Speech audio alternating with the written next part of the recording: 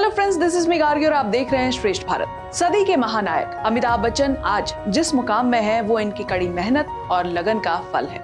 पूरे विश्व में इनको लोग बेहद प्यार करते हैं। पर एक पल इनकी जिंदगी में ऐसा था जब फिल्म के सेट पर वो हो गए थे बुरी तरह से चोटिल, जिसके बाद लोग करने लगे उनके लिए दुआ। जी हाँ, 1980 फिल्म कूली की शूटिंग के सेट पर बिग बी बुरी तरह से घायल हुए थे, जिसके बाद वो कई दिनों तक आईसीयू में रहे। इस दौरान पूरा देश उनके लिए प्रार्थना कर रहा था। आपको बता दें, उस घटना के बाद वो 2 अगस्त 1982 में अपने घर लौटे थे। फिर 1989 में उनके ससुर तरुण कुमार भादुड़ी ने इलस्ट्रेटेड वकीली ऑफ इंडिया के एक लेख में बताया था कि उनके दामाद के साथ जो दुर्घटना हुई थी वो आसमान से बिजली गिरने जैसी थी।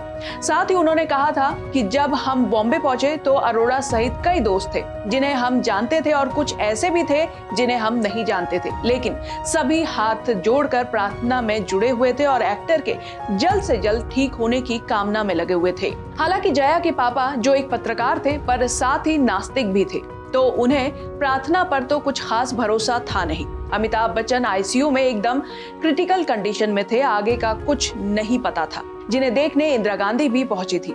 इसी आर्टिकल में जया के पापा बताते हैं कि मॉर्निंग में जया मुझे और मेरी पत्नी को ब्रिज कैंडी अस्पताल के आईसीयू में ले गई। वहां अमित की हालत देखने लायक नहीं थी। शरीर में कई नलियां लगी हुई थी, गाल खोखले और रूखे थे, आंखें धसी हुई। जैसे ही जया की मम्मी ने देखा वो बेहोश हो गई। फिर अमिताभ बच्चन ने जया के पापा से फुसफुसाते हुए कहा, हेलो बाबा, मुझे नींद नहीं आ रही। तब तरुण ने कहा, चिंता मत करो, नींद आएगी। फिर 2 दिन बाद श्रीमती गांधी और राजीव गांधी भी आए। उनसे भी अमिताभ ने कहा, आंटी मुझे नींद नहीं आ रही है। ये सुनकर वो टूट गई और रोने लगी। इसके बाद अमिताभ बच्चन को कई हफ्तों तक तकलीफ रही और जब उनको अस्पताल से छुट्टी मिली तो उन्होंने अपने सारे फैंस को शुक्रिया कहा। इसके बाद अमिताभ ने दूरदर्शन को दिए इंटरव्यू में कहा था कि वो लोगों के आभारी हैं जिन्होंने उनके जीवन के लिए प्रार्थना की, चाहे वो मंदिर हो, मस्जिद हो या चर्च।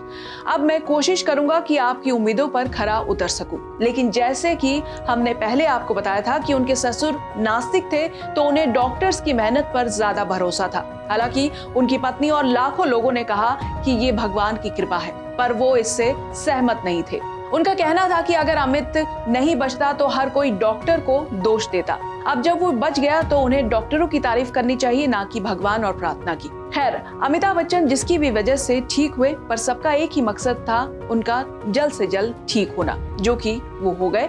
और उम्मीद करते हैं कि ऐसे ही स्वस्थ रहें और आज भी वो बड़े से बड़े यंग स्टार्स को भी टक्कर देते हैं और सदी के महानायक वो है ही। कैसी लगी आपको ये स्टोरी, हमें कमेंट करके जरूर बताइए। बाकी ऐसे अपडेटेड न्यूज के लिए तुरंत सब्सक्राइब कीजिए श्रेष्ठ भारत को।